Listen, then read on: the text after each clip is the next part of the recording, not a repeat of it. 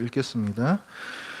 이스라엘 사람들아, 이 말을 들으라. 너희도 아는 바와 같이 하나님께서 나사렛 예수로 큰 권능과 기사와 표적을 너희 가운데서 베푸사 너희 앞에서 그를 증언하셨느니라. 그가 하나님께서 정하신 뜻과 미리 아신 대로 내준 바 되었거늘 너희가 법 없는 자들의 손을 빌려 못 박아 죽였으나 하나님께서 그를 사망의 고통에서 풀어 살리셨으니 이는 그가 사망에 매여 있을 수 없었습니다. 다윗이 그를 가리켜 이르되 내가 항상 내 앞에 계신 줄을 배웠으며 나로 요동하지 않게 하기 위하여 그가 내 우편에 계시도다. 그러므로 내 마음이 기뻐하였고 내 혀도 즐거워하였으며 육체도 희망에 거하리니 이는 내 영혼을 음부에 버리지 아니하시며 주의 거룩한 자로 썩음을 당하지 않게 하실 것임이로다. 주께서 생명의 길을 내게 보이셨으니 주 앞에서 내게 기쁨이 충만하게 하시리로다 하였으므로 형제들아 내가 조상 다윗에 대하여 담대히 말할 수 있노니 다윗이 죽어 장사되어 그 묘가 오늘까지 우리 중에 있도다. 그는 선지자라. 하나님이 이미 맹세하사 그 자손 중에서 한 사람을 그 위에 앉게 하리라 하심을 알고 미리 본고로 그리스도의 부활을 말하되 그가 음부에 버림이 되지 않고 그의 육신이 썩음을 당하지 아니하시리라 하더니 이 예수를 하나님이 살리신지라. 우리가 다 이 일의 증인이로다. 하나님이 오른손으로 예수를 높이심에 그가 약속하신 성령을 하나님께 받아서 너희가 보고 듣는 이것을 부어 주셨느니라. 다윗은 하늘에 올라가지 못하였으나 친히 말하여 이르되 주께서 내 주에게 말씀하시기를 내가 내 원수로 네 발등상이 되게 하기까지 너는 내 우편에 앉아 있으라 하셨도다 하였으니 그런즉 이스라엘 온 집은 확실히 알지니 너희가 십자가에 못 박은 이 예수를 하나님이 주와 그리스도가 되게 하셨느니라 하니라. 아멘. 예수님께서 십자가에서 죽으시고 3일 만에 부활하십니다. 부활하신 예수님께서는 이 땅에 40일 동안 더 머물러 계세요. 그동안의 제자들을 만나시고 하나님 나라에 대해서 가르치신 다음에 제자들이 보는 앞에서 하늘로 올라가십니다. 이것을 승천 사건이라고 얘기하죠. 승천 사건. 자, 이때부터 또 한 20일 정도가 지나서 오순절이라는 유대인의 명절이 되었습니다. 오순절은 유대인의 가장 큰 세계 명절 중에 하나이기 때문에 율법에서 명령하기를 모든 유대인 남자들은 성전으로 나와 예배를 드려야 한다라고 규정을 하고 있어요. 그래서 그 당시에 여기저기 흩어져 살고 있던 유대인들, 지금의 이제 디아스포라 유대인이라고 할 수 있겠습니다. 그 유대인들도 모두 다 많은 사람들이 예루살렘에 와 있었습니다. 그 날에 예수님의 제자들이 함께 모여서 기도를 하고 있었습니다. 그런데 갑자기 강한 바람 소리 같은 그런 소리가 온 집에 가득하고 마치 불의 혀가 갈라지는 것처럼 그런 이상한 모양이 어떤 것이 기도하고 있는 제자들 한 사람 한 사람 위에 다 내려왔습니다. 이것을 오순절에 있었던 성령님께서 내려오신 사건이다 해가지고 성령 강림 사건, 오순절 성령 강림 사건이라고 얘기를 합니다. 이렇게 자, 이 불 모양을 이렇게 위에 내려앉았다는 것이 이제 성령을 받은 것인데 이렇게 성령을 받은 성령 충만 받은 성령님께 사로잡힌 이 제자들이 각자 다 여러 나라 말로 하나님의 큰 일을 전하기 시작합니다. 하나님의 큰 일은 뭐냐면 이 세상에 대해서 하고 계신 큰 일이에요. 구원의 역사입니다. 다시 말하면 복음이에요. 그 제자들이 복음을 각 나라 말로 전하기 시작했다는 것입니다. 그때 그 예루살렘에 와 있던 그 세계 각지에서 왔던 디아스포라 유대인들이 밖에서 그거를 듣고는 자기네들이 살던 곳, 그러니까 외국 아닙니까? 그 외국어로 뭔가 말을 하는 거 자기네들은 알아들을 거 아니에요. 외국에 살던 사람들이니까 그걸 보고 너무 신기합니다. 아니 저 사람들 갈릴리 사람들인데 어떻게 외국말을 하는 거냐. 그래서 어떤 사람들은 저것들이 저거 술 먹고 아침부터 술 먹고 저것들이 주정하고 있다 이렇게 조롱하는 사람들까지도 있었습니다.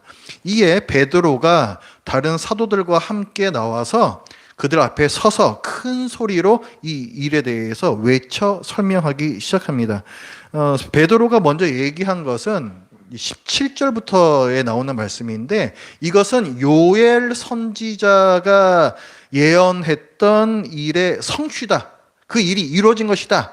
이렇게 말해요.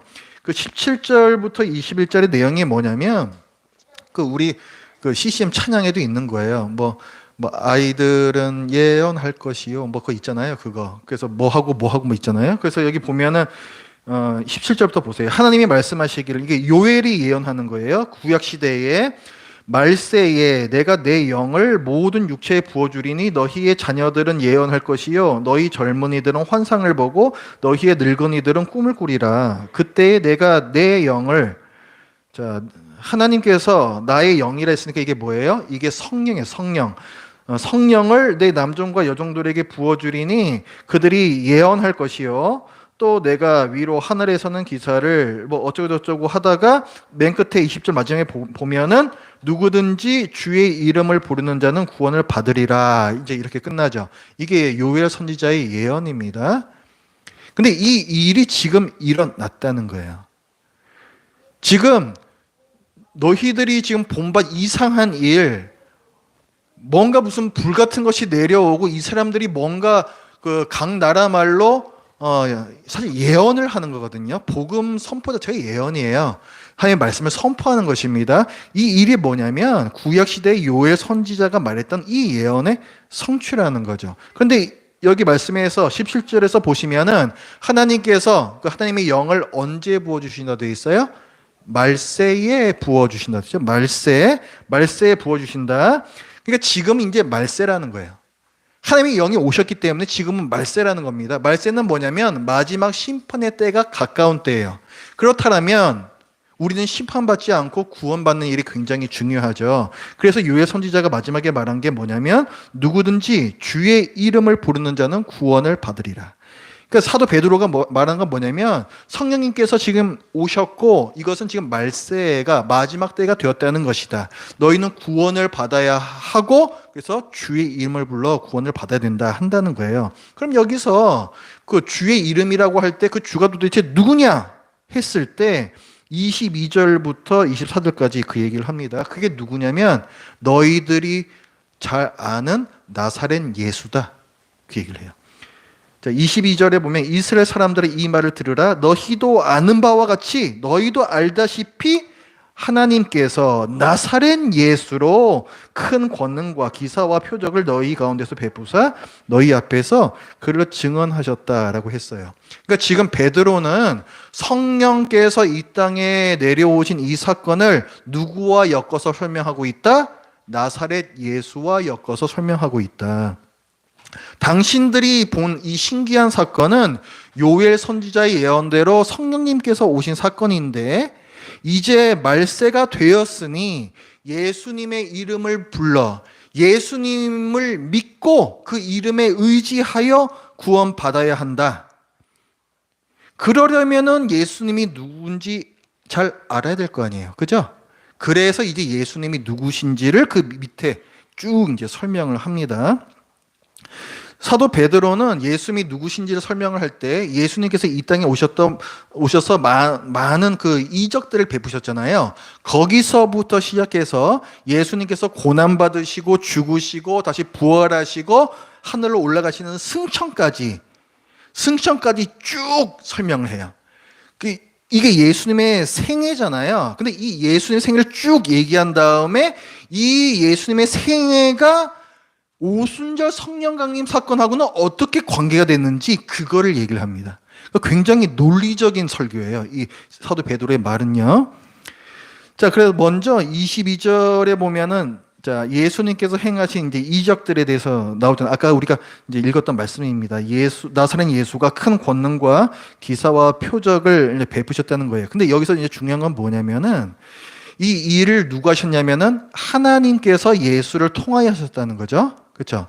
그러니까 하나님께서 일으키신 기적이라는 것이고 이것이 의미하는 거가 뭐냐면은 너희 앞에서 그를 증언하셨느니라. 예수님이 누구신지 드러내 증거하셨다는 거예요. 누가? 하나님께서. 그 기사와 표적의 의미가 뭐냐면 예수는 이런 존재다라고 하나님께서 증거하신 거라는 거예요. 그럼 어떤 분으로 그런 증거를 한 걸까요? 하나님께서. 자, 큰 권능과 하나님의 큰 권능으로 이적을 베푸는 존재들이 구약 성경에 많이 나오죠. 누구예요? 선지자들이란 말이에요. 선지자들인데 베드로가 얘기하는 것은 이것이 그냥 보통 선지자의 그 어떤 능력 정도가 아니라 매우 큰 권능과 어떤 기사와 표적이라고 얘기를 하고 있다고요. 이것은 범상치 않은 선지자예요. 우리 그 지난 시간에 설교에서 들었던 바에 의하면은 뭐라고 표현할 수 있는 거예요? 모세와 같은 선지자라고. 모세와 같은 선지자. 하나님께서 예언하셨던 그 모세와 같은 선지자가 바로 예수님이라고 지금 사도 베드로가 얘기를 하고 있는 거예요. 그걸 하나님께서 증명하셨다는 거예요. 뭘로? 그 큰 기사, 그 이적으로. 그 다음에 이 모세와 같은 이 선지자라는 얘기가요. 이스라엘 백성이 왜 기다리고 있어요? 지금 자기네들 로마 제국에서 구원해달라고 그런 거죠. 그러니까 모세와 같은 선지자는 옛날에는 애굽에서 구원을 시켰던 선지자고 지금 이스라엘이 잘못 알고 있긴 하지만 어떻게 이 사람이 기다리는 거는 로마 제국에서 구원해줄 그런 선지자죠. 그러니까 모세 같은 선지자는 그건 뭐냐면은 구원자예요. 구원자예요. 그리스도라고요. 그러니까 지금 하나님께서 이 많은 기적들을 통해서 증거하신 건 뭐다? 예수가 그리스도요 구원자다. 그걸 증명하셨다는 거예요. 그거를. 그 다음에 23절 말씀해 보면은 그가 하나님께서 정하신 뜻과 미리 하신 대로 내준 바 되었거늘 이거 예수님의 고난에 대해서 얘기하는 거거든요. 예수님의 고난에 대해서. 그래서 고난 받으시다가 어떻게 되셨어요? 너희가 유대인들이 법 없는 자들 법이란 게 율법이거든요. 그러니까 율법이 있는 자들은 유대인이고 율법이 없는 자들은 이방인이에요. 그래서 법 없는 자들은 이방인, 곧 로마인들 뜻하는 겁니다. 로마인들의 그 권세를 빌려서 못 박아 죽였나니 그렇게 했잖아요. 유대인들이. 그렇죠? 그러니까 이거는 이스라엘 백성이 큰 잘못을 한 겁니다. 그리스도께서 이 땅에 오셨는데 못 박아 죽였다는 거예요, 유대인들이. 그러니까 유대인들이 큰 죄를 저지른 거예요, 지금. 큰 죄를 저지른 거예요. 그걸 지금 지적하고 있는 거예요, 지금. 그 다음에 24절부터는 그렇게 돌아가신 예수님께서 다시 살아나셨다를 말씀을 합니다. 24절에 보면 하나님께서 그를 사망의 고통에서 풀어 살리셨으니, 자, 예수님께서는 죽음에 매여 계실 수가 없는 분이에요. 예수님은 죽으셨는데 그 죽음의 권세에 계속 매여 계실 수가 없는 분이십니다. 그 이유를 베드로가 설명을 하는데 베드로는 그 성경을 근거로 설명을 해요.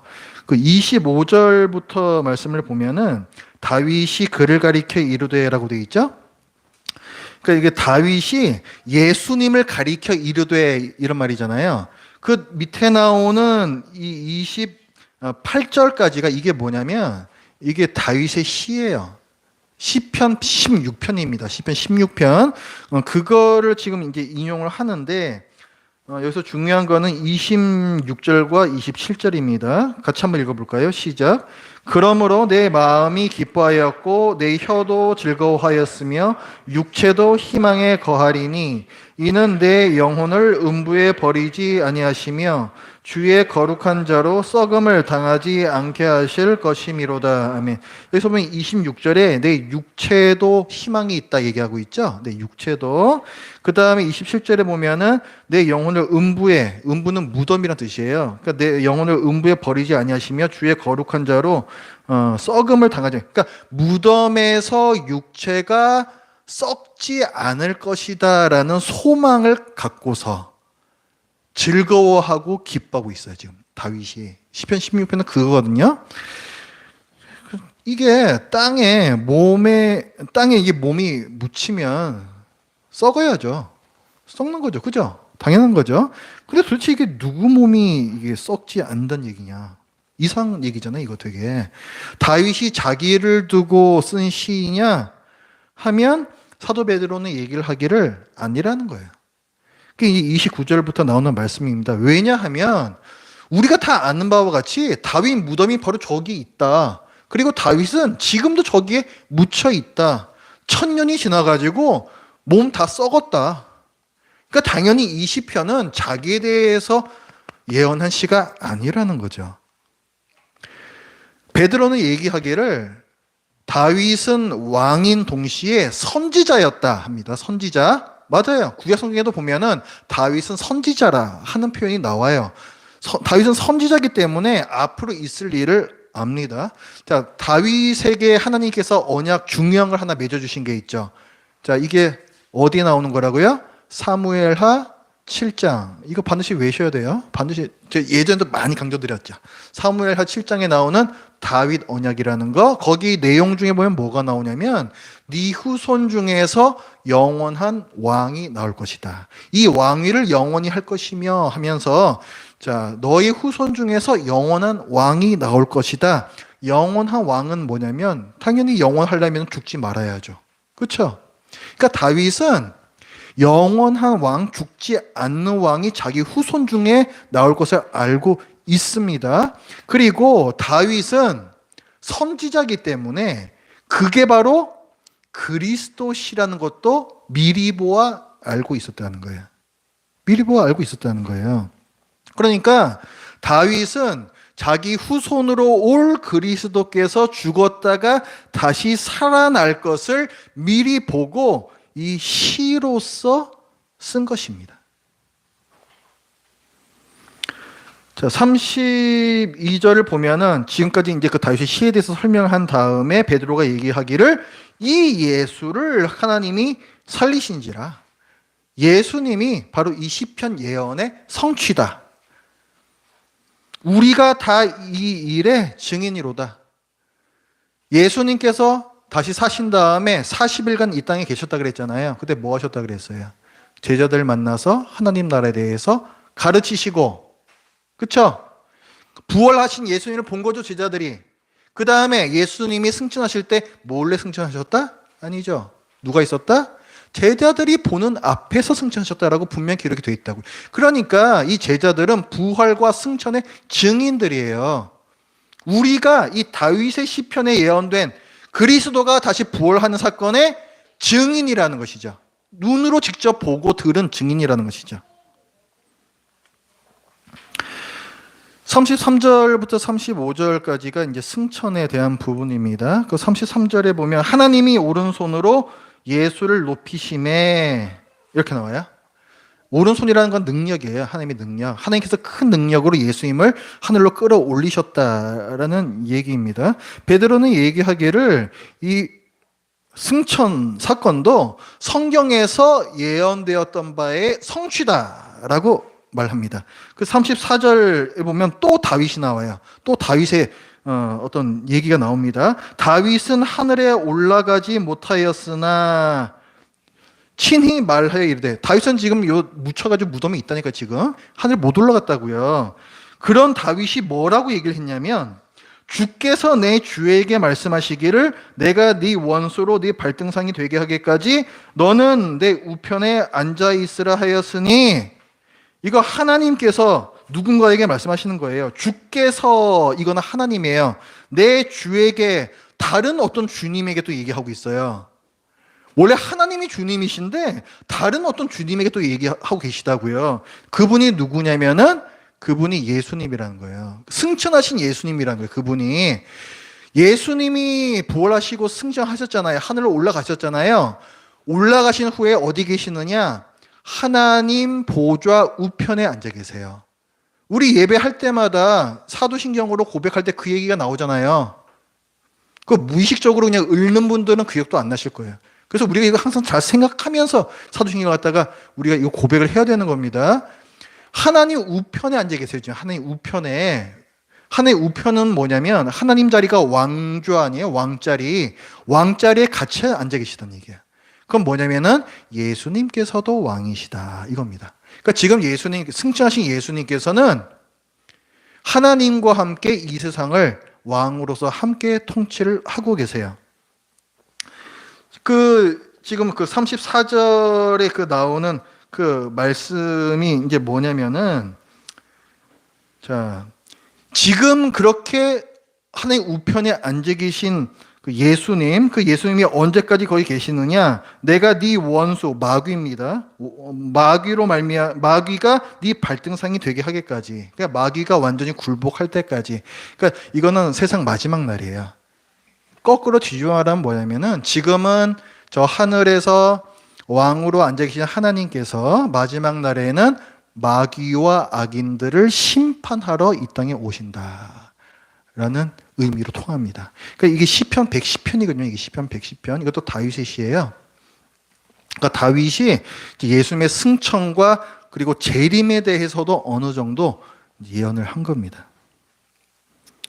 그래서 36절에 보면은 예수님이 지금 누구시냐 했을 때 그런즉 이스라엘 온 집은 확실히 알지니 너희가 십자가에 못 박은 이 예수를 하나님이 주와 그리스도로 삼으셨다. 자, 지금까지 우리가 구약 성경에 나오는 한 3개 정도의 말씀을 봤어요. 그죠? 요엘 선지자의 예언, 거기에서도 베드로가 얘기했던 바는 뭐냐면 예수님은 모세와 같은 선지자, 그렇죠? 모세와 같은 선지자, 이제 그 얘기를 그냥 한 거고, 그다음에 이제 밑에 이제 다윗의 시편에서도 예수님의 부활과 승천, 여기에 대해서 이제 베드로가 이제 논증을 한 겁니다. 그래서 이 베드로가 얘기하고 싶은 결론은 뭐냐면 예수님이 너희의 주, 왕이시고 그리스도이시다. 이 얘기를 지금 하고 싶은 거예요. 이 얘기를. 여기까지 이제 예수님에 대해서 설명을 한 다음에 그 다음에 이제 이 유대인들이 보고 신기했던 일 있잖아요. 이게 무슨 강한 바람 같은 소리가 들리고 무슨 또 갈라지는 불의 혀 같은 것이 보이고 또 이 사람들이 갑자기 각 나라 말로 복음을 얘기하고 이제 이 사건에 대해서 이제 베드로가 이제 연결을 짓습니다. 그래서 33절 거기 보면은 자, 하나님이 오른손으로 예수를 높이심에 승천까지 말씀하신 거예요. 승천까지 얘기한 다음에 뭘 얘기하냐면 그가 약속하신 성령을 아버지께 받아서 예수님이에요. 그는 예수님께서 약속하신 성령을 아버지께 받아서 너희가 보고 듣는 이것이 뭐예요? 오늘 있었던 사건이잖아요. 예수님께서 그 성령을 받아서 내려보내 주셨기 때문에 오늘 너희들이 보고 듣는 이 사건이 일어난 거야 라고 얘기를 하는 거예요. 지금 베드로가 연결을 짓고 있는 거라고요. 자, 오늘의 이 사건, 이 신기한 사건은 승천하신 예수님께서 보내주신 성령이 이 땅에 임하신 사건이다. 지금 이걸 얘기를 한 겁니다. 여기 보면은 이제 그가 약속하셨던 성령이라고 얘기를 하잖아요. 예수님께서 이 성령을 보내주실 것이라고 여러 번 약속을 해 주셨습니다. 십자가 죽음을 얼마 앞두지 않으시고 요한복음 14장 16절에서 내가 아버지께 구하겠으니 그가 또 다른 보혜사를 너희에게 주사 영원토록 너희와 함께 있게 하리니. 또 다른 보혜사, 이게 누구냐면 성령님이에요. 그걸 어디서 알 수 있냐면은 그 요한복음 16장 7절에서 비슷한 말씀으로 정확하게 밝히십니다. 내가 떠나가는 것이 너희에게 유익이라. 내가 떠나가지 아니하면 보혜사가 너희에게로 오시지 아니할 것이요. 가면 내가 그를 너희에게로 보내리니. 지금 계속 예수님께서 내가 떠나가면 아버지께로 가면 보혜사를 너희에게 보내줄 것이다. 계속 약속하고 계시죠? 지금 사도 베드로가 얘기하는 게 그거예요. 그 다음에 부활하신 예수님께서 승천하시기 전에도 또 이 약속을 다시 또 기억이 나게 해주세요. 누가복음 24장 49절에 보면 볼지어다 내가 내 아버지께서 약속하신 것을 너희에게 보내리니 너희는 위로부터 능력으로 입혀질 때까지 이 성에 머물라라고 명령하세요. 그래서 이 명령이 어디에 또 나오냐면은 사도행전 1장 8절에 이 똑같은 이 말씀을 이제 이렇게 기록합니다.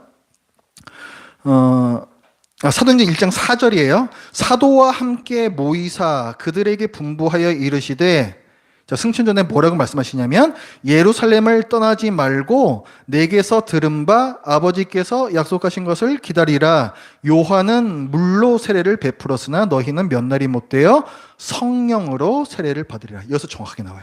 지금까지 계속 내가 너희에게 뭔가를 보내주겠다, 보혜사다, 이렇게 뭔가 약간 좀 모호하게 말씀하셨는데 사도행전 1장 4절에서 정확하게 나온다고요. 그게 뭐다? 성령님이다라고 정확하게 밝혀주세요. 그러니까 지금 우리가 지금 읽었던 말씀에 보면요, 예수님께서 아버지께로부터 받아 너희에게 성령을 보내주시겠다 말씀하시거든요. 여기 보면은 예수님도 나오고 하나님도 나오고 성령님도 나와요. 그죠? 그러니까 오순절 성령 강림 사건이라는 것은 아버지 하나님의 이 계획 안에서 예수 그리스도, 그 아드님 하나님께서 주심으로 이루어진 일이에요. 성부, 성자, 성령의 합작품이에요. 합작품이라고요. 굉장히 중요한 일이라는 거예요. 이것이. 사도 베드로의 이 설교를 요약을 해보자면은, 오늘이 있었던 이 신기한 일은 성경 예언대로 부활 승천하신 그리스도께서 하나님 우편에 앉으시고 약속대로 성령님을 보내주신 사건이다. 그럼 이 지금 저 위에 앉아 계신 그 예수님은, 그 그리스도는 누구냐 했을 때, 너희가 십자가에 못 박은 나사렛 예수다. 이렇게 얘기를 한 거예요. 사도 베드로가. 그리고 그분께서 마지막 날에 악인을 심판하러 오실 텐데 그 말세가 이미 이르렀다. 그 증거는 뭐냐면 성령님께서 오신 이 일이다. 이렇게 된 거예요. 유대인들이 이 말을 듣고 이제 충격을 받아요. 지금까지 유대인들은 이 사실을 몰랐어요. 예수님이 그리스도이신 줄 모르고 오히려 그를 죽였습니다. 그들은 자기네들이 그렇게 기다리던 그리스도를 오히려 죽이는 큰 죄를 범했습니다. 유대인들은 성경을 귀히 여기고 성경을 잘 아는 사람들이었지만 그리스도가 자기네들을 로마 제국에서 구원해 줄 그런 구원자라고 오해했기 때문에 자기 백성을 죄에서 구원하기 위해서 오신 예수님, 참 그리스도를 몰라보고 죽이는 큰 죄를 저질렀습니다. 예수님께서는 성경과 또 당신의 말씀을 그렇게 잘 이해하지 못하는 그런 무지한 그 유대인들을 보시면서 안타까워하시고 끝까지 긍휼히 여기시면서 견딜 수 없는 고통을 받고 계셨던 그 십자가에서도 저들을 위해서 기도를 하셨습니다. 아버지, 저들을 사하여 주옵소서. 자기들이 하는 것을 알지 못함이니이다. 예수님이 누구신지 모르는 거예요, 이 사람들은. 그러나 성령님께서 이 땅에 오신 지금에는, 마지막 때가 시작된 지금에는, 심판이 임박한 지금에는, 주의 이름을 불러 구원받아야 할 지금에는 사람들이 이제 반드시 알아야 합니다. 다윗과 선지자들이 예언했던 주님 그리스도가 바로 자기네들이 십자가에 못 박은 나사렛 예수라는 사실을 알아야 되는 거예요. 그래서 베드로가 힘을 다해서 외치고 있는 것입니다. 14절에 보면은 베드로가 열한 사도와 함께 서서 소리를 높여 이르되, 소리를 질러가면서 그렇게 애타게 설교를 하고 있어요. 22절에도 보십시오. 이스라엘 사람들아, 이 말을 들으라. 36절에서도 그런즉 이스라엘 온 집은 확실히 알지니, 자기 설교를 시작하면서 또 끝낼 때까지 소리 높여 외치면서 확실히 이 사실을 알아야 된다라고 계속 강조를 하고 있습니다. 37절을 보면은 이 말을 들은 유대인들이 그리스도를 못 박아 죽인 자기네들의 그 잘못, 죄를 깨닫고 가슴을 쥐어 뜯으면서 고통 중에 탄식하면서 사도들에게 묻습니다. 우리가 어찌할꼬? 우리가 어떻게 해야 되겠습니까? 우리가 어떻게 해야 되겠습니까? 예수 그리스도가 누구신지 제대로 알지도 못했고 예수 그리스도를 능멸해 왔던 우리가 도대체 어떻게 해야 되겠습니까? 이렇게 물었다는 거예요. 그죠? 이제 베드로가 대답을 합니다. 38절부터 얘기를 하죠. 죄에서 회개하고 예수 그리스도를 믿고 세례받고 죄 사함을 받으라. 그렇게 예수 그리스도를 능멸해 왔던 그 죄에서 회개하라는 거예요. 그리고 예수 그리스도를 이제 신뢰하고 세례, 내가 예수 그리스도만을 믿는다, 신뢰한다라는 외적인 표징이죠. 그 세례를 받고 죄사함을 받으라. 그렇게 하면 죄사함을 받는다는 거예요. 그렇게 하면 마지막 심판 때에 너희들이 심판받지 않는다는 거예요. 예수 그리스도를 믿으면 예수 그리스도를 믿지 않았던 죄까지도 다 용서해 주신다는 거예요. 이것이 십자가의 큰 은혜입니다. 그래서 41절에 이 말을 듣고 믿고 세례받은 사람이 무려 3,000명이었대요. 3,000명. 자, 이렇게 해서 최초의 신약 시대 교회 예루살렘 교회가 세워집니다. 그 42절부터의 말씀을 보면은 이제 이 믿게 된 신자들이 성전에도 모이고 또 가정집에도 모이고 하면서 예배를 드리기 시작해요. 그래서 여기 나오는 말씀을 보면은 사도들에게 말씀을 들었다, 설교 듣는 것이고, 그 다음에 서로 교제 나눴다 했고, 떡을 뗀다 했습니다. 이건 그냥 떡 나눠 먹었다, 밥을 같이 먹었다, 이걸 얘기하는 게 아니고 성찬을 얘기해요. 성찬. 말씀 듣고 교제하고 성찬식 행하고 또 기도했고 또 이 사람들이 또 구제를 했어요. 그 자기 재물을 어려운 사람들에게 다 나눠주게끔 이렇게 서로 자발적으로 내놓습니다. 이게 구제를 말하는 거예요. 그 다음에 또 이제 애찬도 나오고, 그 다음에 찬송도 나오고, 이 모든 것들이 예배를 구성하는 요소들이죠. 그러니까 최초의 이제 신약시대 교회가 이제 시작이 되고 예배가 시작이 된 것입니다. 그러니까 이들의 그 어떤 다른 사람들에 대한 어떤 선한 행실, 그 아름다운 모습을 보면서 밖에서 나도 그럼 예수를 믿겠다면서 교회 안으로 들어온 사람들이 계속 이제 늘어납니다. 거기 이제 47절에 그 마지막에 나오는 말씀이에요. 그러니까 교회가 계속 날로 이제 부흥해 갔다라는 것입니다. 자, 그래서 어떻게 됩니까? 이후에 이제 초대교회 세워졌고, 이후에 사도들을 비롯한 교인들이 때로는 핍박 때문에, 때로는 또 교회가 파송하여 여기저기로 흩어져서 복음을 전하기 시작했고, 그러면서 여기저기에 믿는 자들이 계속 생기고 교회가 또 여기저기 계속 생겨납니다. 그것이 그 지중해 근방 그 둘레 그쪽으로 계속 교회가 계속 생겨나고, 이것이 유럽으로도 넘어가고, 이것이 인도 지역으로도 넘어가고, 중국으로도 넘어가고, 아메리카 쪽으로도 넘어가고, 자, 이렇게 하다가 이제 우리나라에도 선교사가 들어오면서 교회가 세워졌고, 우리가 이렇게 예배를 드리고 있는 거예요. 오순절 날에 성령님이 이 땅에 오신 이후에 시작된 복음 전파가 오늘날까지 계속 이어지고 있습니다. 자, 무슨 일이 일어나고 있는 것일까요? 1장 8절.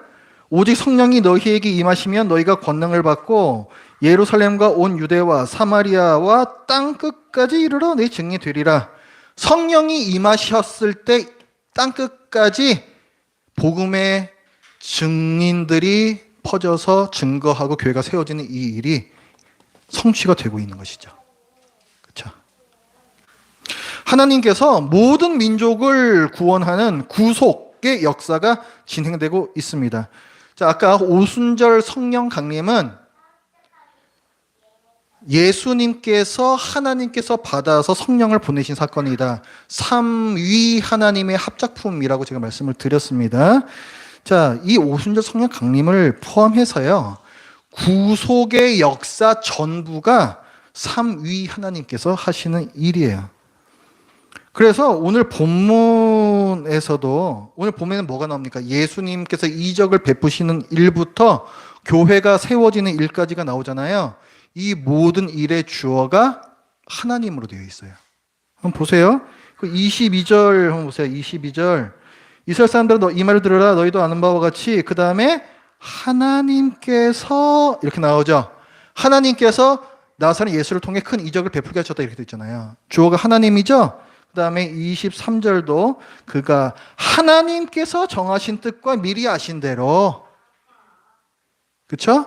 그 다음에 또 24절에서도 하나님께서 그를 사망의 고통에서 풀어내셨다. 부활에 대해서도 하나님께서 하신 일이다 말씀하고 있고, 27절은요, 이건 주어가 지금 생략되어 있는데, 이는 내 영혼을 음부에 버리지 아니하시며, 누가 영혼을 음부에 버리지 아니하셨어요? 하나님께서죠, 당연히. 그 주어가 이거 하나님이에요.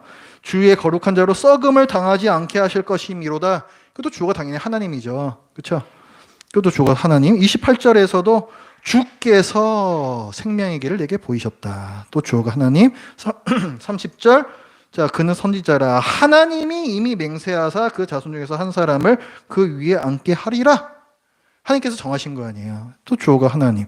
32절, 이 예수를 하나님이 살리신지라. 또 주어가 하나님. 33절, 하나님이 오른손으로 예수를 높이심에. 그렇죠? 또 34절, 자, 요거 그 다윗의 시편 보세요. 주께서 내 주에게 말씀하시기를. 전체 주어가 하나님이죠. 그다음에 35절에서도 내가 네 원수로 쭉쭉쭉 해서 이 내가가 누구예요? 이것도 하나님이십니다. 36절도 보면 이 예수를 하나님이 주와 그리스도가 되게 하셨느니라. 또 주어가 하나님. 그다음에 맨 마지막에 47절에서 보면, 자, 주께서 구원받는 사람을 날마다 더하게 하시니라. 어때요?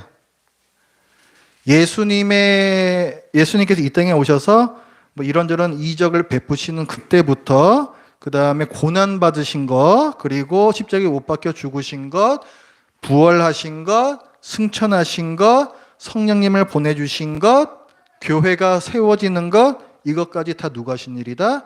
하나님이 하셨다. 하나님이 하셨다. 말씀하고 있습니다. 하나님께서 왜 이 모든 일들을 하실까요? 하나님께서 뭐 하고 계시는 겁니까? 여러분들이 항상 성경 읽을 때에는 그래서 이게 어쨌단 얘기인가? So what? So what? 그걸 항상 물으셔야 돼요. So what? 이 본문이 그래서 도대체 뭐 어떤 의미가 있다는 거냐? 성경 전체의 문맥에서 볼 때 이 사건이 어떤 의미가 있는 거냐? 거기까지 읽어내셔야 돼요. 안 그러면은 성경의 지식이라는 게 그냥 파편의 지식으로 아무런 힘도 발휘를 하지 못합니다. 뭔가 물어보면 아는 것 같은데 사실은 몰라요. 그게 뭘 의미한지를 모른다고. 그러면 안 돼요. 하나님께서 하고 계신 이 큰일, 하나님의 큰일이 있잖아요. 그 안에서 이게 어떤 의미를 갖는지를 우리가 항상 생각을 해봐야 된다고요. 하나님께서 뭘 하고 계신 거냐면은 이 세상과 사람을 창조하신 목적을 이뤄가고 계세요. 창조의 목적이 뭐예요? 왜 하나님께서 이 세상 만드시고 사람 만드셨습니까? 원래 삼위 하나님, 성부, 성자, 성령 하나님께서는요, 진리 안에서 뗄래야 뗄 수 없는 그 사랑의 관계를 맺고 계십니다. 그렇죠? 그게 삼위 하나님이란 말이에요.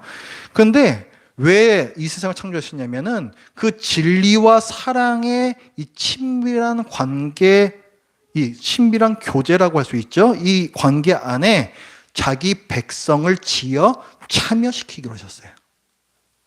그게 창조의 목적이에요. 사람을 만들어서 좀 부려먹어야겠다, 그런 거 아니고요. 내가 심심하니까 좀 만들어봐야겠다, 그게 아니고요.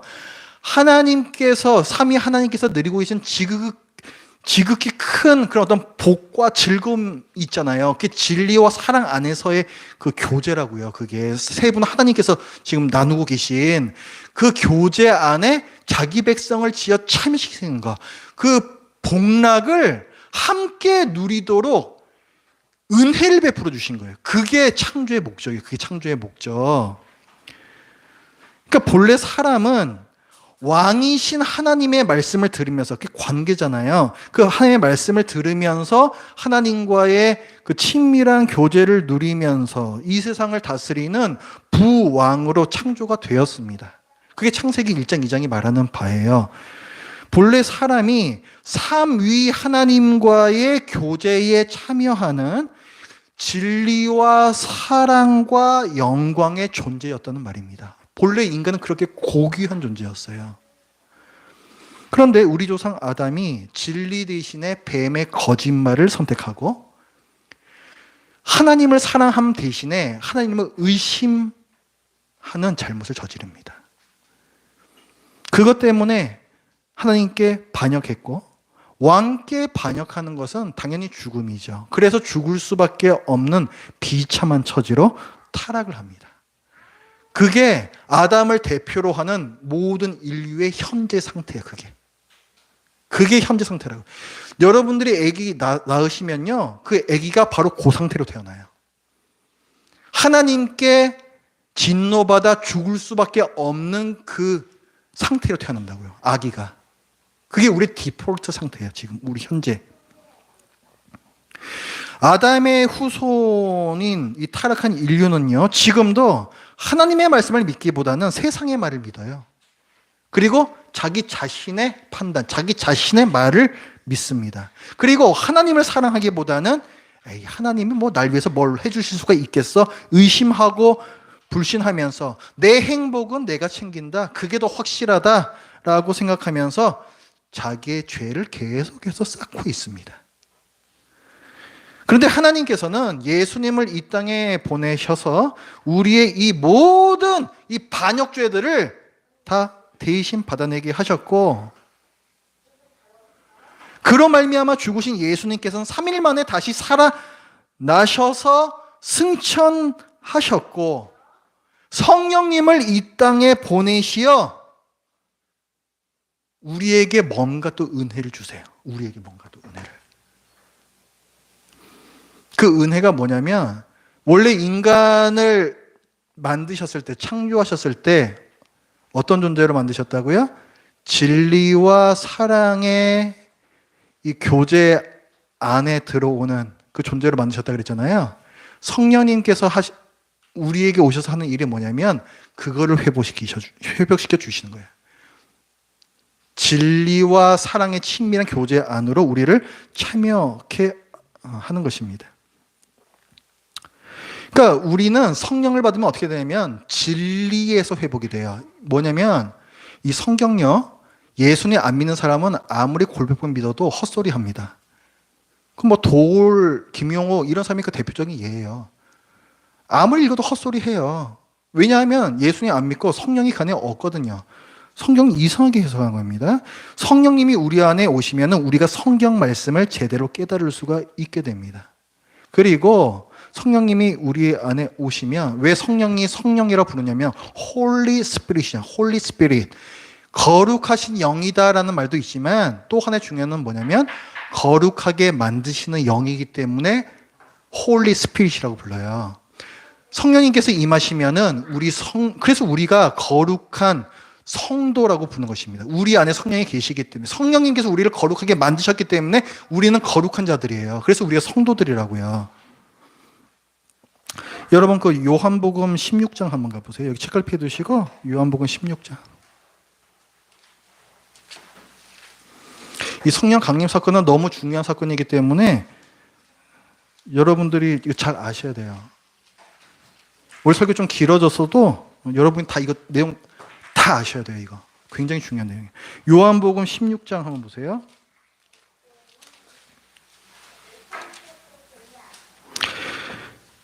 요한복음 16장이 이게 예수님께서 이제 성령님을 보내주시겠다라고 약속하시는 그 부분이에요. 16장 그 7절 보시면 그러나 내가 너희에게 실상을 말하노니 내가 떠나가는 것이 너희에게 유익이라. 그러니까 예수님께서 죽고 부활하여 승천하실 것에 대해서 예언하시면서 내가 떠나가지 아니하면 보혜사가 너희에게로 오시지 아니할 것이요. 가면 내가 그를 너희에게로 보내리니, 자, 말씀하셨죠? 그쵸? 13절에서도 보면은, 그러나 진리의 성령이 오시면, 여기서 성령님을 뭐라고 표현한다? 진리의 성령이라고 말씀한다고요. 왜 이렇게 얘기하냐? 성령님께서 하시는 역할이 그거라니까요. 진리와 사랑의 관계 안으로 우리를 다시 참여케 하시는 거. 그래서 우리가 성경 말씀을 깨달을 수 있도록 해주시는 분이기 때문에 진리의 성령이라고 부르는 거예요. 그래서 진리의 성령이 오시면 그가 너희를 모든 진리 가운데로 인도하시리니 그가 스스로 말하지 않고 오직 들은 것을 말하며 장래의 일을 너희에게 알리시리라. 여기서 보면 성령님께서 혼자서 말씀하시지 않는다 그랬죠. 여기서 보면은 스스로 말하지 않고 오직 들은 것을 말한다 그러셨잖아요. 성령님은요, 이미 기록된 말씀을 위해서 봉사하시는 분이에요. 이미 기록된 말씀을. 너희가 들은 것을 생각나게 하리라. 그 일을 하시는 게 성령님이시라고요. 그러니까 지금 직통계시 그런 거 없어요. 없어요. 성령님께서는 스스로 자의로 말씀하시는 분이 아니라고요. 성령님께서는 기록된 말씀을 위해서만 봉사를 하세요. 장래의 일을 너희에게 알리시리라. 장래의 일이 뭐예요? 마지막 날에 있을 일 다 성경에 다 기록도 있잖아요. 그걸 다 우리 깨닫게 해주신다고요. 그러다가 성경 말씀 다 깨닫게 해주신다고요. 이 말씀들, 자, 그 다음에 19절에 보면은 제자 중에서 서로 말하되 우리에게 말씀하신 바 조금이 19절이요. 예수께서 그 묻고자 함을 아시고 이르시되 내 말이 조금 있으면 나를 보지 못하겠고 또 조금 있으면 나를 보리라 하므로 서로 문의하느냐. 이거 제가 잘못 말씀드렸네. 17장이에요. 17장. 17장 가보세요. 요한복음 17장. 자, 지금 예수님께서 약속을 해주셨죠. 성령님을 보내실 거라고 약속을 해주셨죠. 그 다음 장에 한번 보세요. 17장. 진리의 성령이라 그랬죠. 진리의 성령. 그렇죠? 진리의 성령. 자, 17장 17절 거기도 같이 보시겠습니다. 같이 읽어볼게요. 시작. 그들을 진리로 거룩하게 하소서.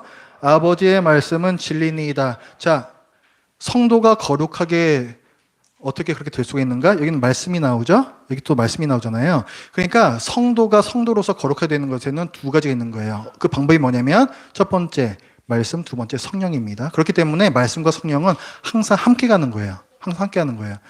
성경에 나와 있지 않은 이상한 얘기를 성령님께서 내게 직접 해주셨다. 있을 수가 없는 일이에요. 왜냐하면 성령님께서는 이 말씀에 봉사하시는 분이기 때문에 그렇습니다. 자, 그 다음에 그 밑에 19절도 보시면은 또 그들을 위하여 내가 나를 거룩하게 하오니 이는 그들도 진리로 거룩함을 얻게 하려 함이니이다. 지금 예수님께서 계속 말씀하시는 게 뭐냐면은 내가 뭐 성령을 보내주겠다. 또 이 성경 말씀에 대해서도 강조하시고 하는데 왜 이걸 강조하신다? 너희들을 거룩하게 만드는 하나님의 역사가 지금 이루어지고 있어. 그걸 지금 이 말씀을 하시는 거라고요. 그거를 지금. 자, 그래서 그 21절부터의 말씀을 보면요. 그래서 이제 너희들이 거룩해진다가 나와요. 아버지여, 아버지께서 내 안에, 내가 아버지 안에 있는 것 같이. 이거는 뭐예요? 이건 삼위일체거든요. 삼위일체. 아버지께서 내 안에 계시고 내 안에 아버지께서 계시다. 이거 삼위일체 관계, 그 친밀한 관계를 말씀하시는 건데 그들도 다 하나가 되어 우리 안에 있게 하사. 자, 이렇게 나오죠. 지금 삼위일체하고 성도들의 교제, 성도들과 하나님과 교제를 갖다가 계속 지금 연결시키고 있죠. 그 다음 밑에 절에서 내게 주신 영광을 내가 그들에게 주었사오니 영광이 나왔어요. 영광. 원래 사람은 창조되었을 때 진리와 사랑과 영광의 존재였다. 그렇죠? 지금 영광이 나왔다고요. 내게 주신 영광을 내가 그들에게 주었사오니 이는 우리가 하나 된 것 같이 삼일체 또 얘기하면서 그들도 하나가 되게 함이라. 성도의 하나됨 또 얘기하고 그건 내가 그들 안에 있고. 이거 보세요. 이건 이상하잖아요. 내가 그들 안에 있고. 자, 예수님께서 우리 안에 계시대요. 아까 뭘 얘기했어요? 하나님, 아버지 하나님 안에 그 아드님 하나님이 계시고 아드님 하나님 안에 아버지 하나님이 계시다 얘기했잖아요. 근데 지금 또 뭘 얘기한다? 성도들 안에 예수님, 아드님 하나님이 계시다. 이렇게 마치 삼위일체인 것 같은. 삼위일체는 절대로 아닙니다. 그거는 그 삼위일체 하나님 안에서만 당연히 통되는 얘기고 마치 그거와 같은 친밀한 관계가 하나님과 우리 사이에 이루어진다라고 말씀을 하고 있는 거예요. 그러니까 이거 뭐예요? 지금까지 얘기한 거 이거 보면 뭡니까? 왜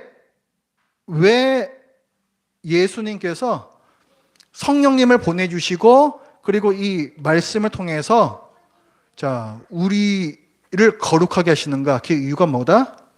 우리를 거룩한 하나님 백성 되게 만드시기 위해서 그렇게 하신 거예요. 그렇죠? 그렇게 하신 거예요. 그 창조의 목적을 이루기 위해서 그렇게 하신 겁니다. 하나님께서 예수님과 성령님을 이 땅에 보내셔서 태초에 하나님께서 꿈꾸셨던 그 창조의 모습, 자기 백성과 진리와 사랑 안에서 교제를 나누시며 또 그들이 진리와 사랑으로 이 세상을 다스리는 그 비전을 이루어가고 계신 것이죠. 그리고 이 비전은 예수님께서 이 땅에 다시 오실 때 완성이 될 텐데 그 사이를 살아가는 우리에게 예수님께서 사명을 주셨습니다.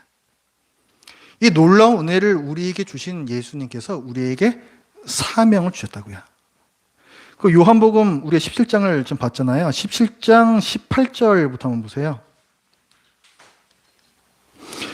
자, 17장 18절부터 아버지께서 나를 세상에 보내신 것 같이 나도 그들을 세상에 보내었고 또 그들을 위하여 내가 나를 거룩하게 하오니 이는 그들도 진리로 거룩함을 얻게 하려 함이니이다. 내가 비옵는 것은 이 사람들만 위함이 아니요 또 그들의 말로 말미암아 나를 믿는 사람들도 위함이니 어떻습니까? 18절에서는 지금 뭘 말씀하고 있어요? 하나님께서 아드님 하나님을 이 세상에 보내신 것 같이 이제 예수님께서 성도들, 거룩하게 된 자들을 세상에 또 보내신다. 아버지 하나님께서 예수 그리스도를 이 땅에 파송하셨고 예수 그리스도께서 이제 성도들을 세상으로 파송한다. 왜? 19절과 20절에 나와 있죠? 거룩하게 만들기 위해서. 진리로 거룩하게 만들기 위해서. 하나님께서 꿈꾸시는 비전은 온 세상이 하나님의 나라가 되는 거예요. 하나님을 섬기며 하나님과 진리와 사랑의 관계 안에서 친밀한 그 관계의 복락을 누리는 것입니다. 그렇게 되려면은 당연히 온 세상에 복음을 전해야 되는 것이고, 그 사명을 누구에게 주셨다? 교회에 주셨다는 거예요. 교회에 주셨다는 거예요. 그러니까 교회는 태생적으로 선교하는 교회입니다.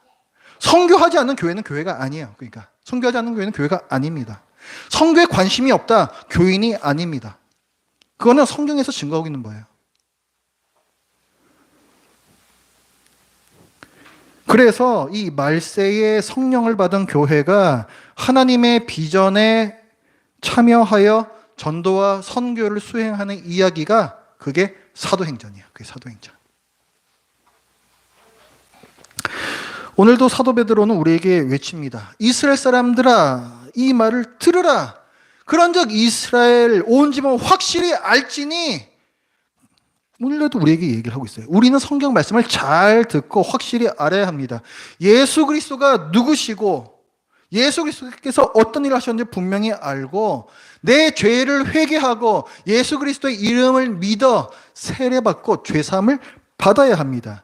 그러면 성령님께서 내게로 오세요. 성령님께서. 오순절날 이 제자들이 받았던 것처럼 그러면 우리는 하나님의 거룩한 백성이 되고 하나님의 자녀가 됩니다. 그러니까 우리가 성경 말씀을 잘 보고 또 잘 알아야 돼요.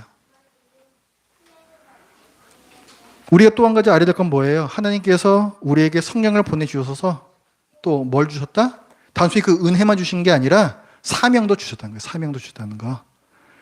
성부 하나님께서 당신의 백성을 구원하기 위해서 예수 그리스도 당신의 아드님을 파송했던 것처럼 지금은 이 교회를 파송하신다고. 지금은 예수 그리스도 아직 모르는 사람들에게 복음을 전하라고. 성교의 사명입니다.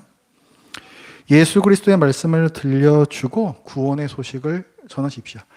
우리 교회에서 협력하고 있는 선교사님들 기도 편지 보내주시고 하면요, 꼼꼼히 잘 읽으세요. 꼼꼼히 잘 읽으시고 또 그분들을 위해서 또 내가 동참할 수 있는 것이 무엇이 있나, 뭐 기도도 해드리고 이렇게 여러 가지로 방법을 또 생각을 하면서 그것이 교회라는 조직이 선교하는 게 아니고 정말 여기에 모인 교회인 우리가 선교하는 거예요. 그것이. 관심을 가져주시기 바랍니다. 기도하겠습니다.